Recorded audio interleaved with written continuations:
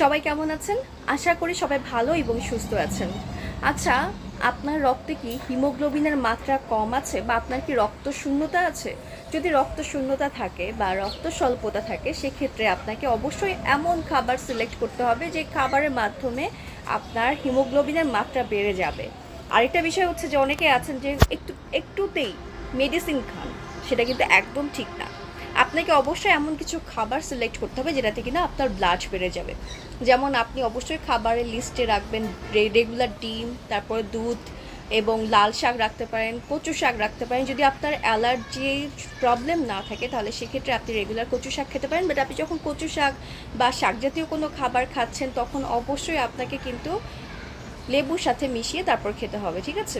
এই জিনিসটা অবশ্যই ইম্পর্টেন্ট। আরেকটা জিনিস হচ্ছে আপনি বেদানা খেতে পারেন, আনারটা খুবই ইম্পর্টেন্ট। আনার খেলে যেমন স্কিনটা অনেক বেশি সুন্দর থাকে, তার পাশাপাশি আপনি যদি রেগুলার প্রতিদিন একটার অর্ধেক করে বা একটা করে আনার খান তাহলে কিন্তু আপনার ব্লাডের হিমোগ্লোবিনের মাত্রা বেড়ে যাবে। কিন্তু আরেকটা বিষয় হচ্ছে যাদের কনস্টিপেশনের প্রবলেম আছে তারা কিন্তু লাল জাতীয় কোনো ফল বা সবজি খাবেন না, টাচ করবেন না। এই বিষয়টা বাঞ্ছনীয়। আপনাকে আগে জানতে হবে যে কোন কালারের খাবারে কোন কাজটা মানে কোন কাজটা হবে, এবং সেই খাবারটা জানার জন্যই আপনাকে অবশ্যই ডায়েটিশিয়ানের শরণাপন্ন হতে হবে। আরেকটা কাজ করতে পারেন, বিটরুট খেতে পারেন। বিটরুটটা আপনি জুস করে খেতে পারেন অ্যাপেলের সাথে, এবং এর পাশাপাশি আপনি একটু ভাজি করে খেতে পারেন।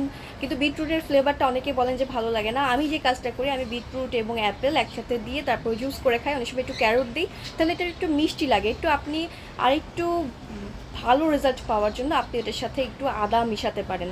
বাট হচ্ছে কে কোনটা ফলো করবেন সেটার জন্য অবশ্যই জানা যে আপনার ওয়েট কতটুকু আছে। আর আপনাকে আমি যে ধরনের ডায়েট চার্ট দিব, মানে হচ্ছে সব ধরনের রোগের আমার ডায়েট চার্ট আমার কাছে পাওয়া যায়, মানে আমি সবাইকে দিয়ে থাকি, সব ধরনের রোগীদের ডায়েট চার্ট দিয়ে থাকি। কিন্তু আপনার যদি ওজন বেশি থাকে সেক্ষেত্রে আপনার ওয়েট কমানোর একটা ডায়েট চার্ট দেওয়া হবে, যেটাতে আপনার জন্য চুল না পড়ে, স্কিনের জন্য বিন্দু মাত্র ক্ষতি না হয়, এবং যারা ওজন বাড়াতে চান তাদের জন্য কোনো প্রকারের ক্ষতি না হয়, সেভাবে আমি ডায়েট চার্ট দিয়ে থাকি। সো আপনারা যারা যারা আমার কাছ থেকে ডায়েট চার্ট নিতে চান এবং কে কী ধরনের খাবার খাবেন সেটা জানতে চান, তাহলে অবশ্যই আপনাদের উচিত আমার পরামর্শ নেওয়া।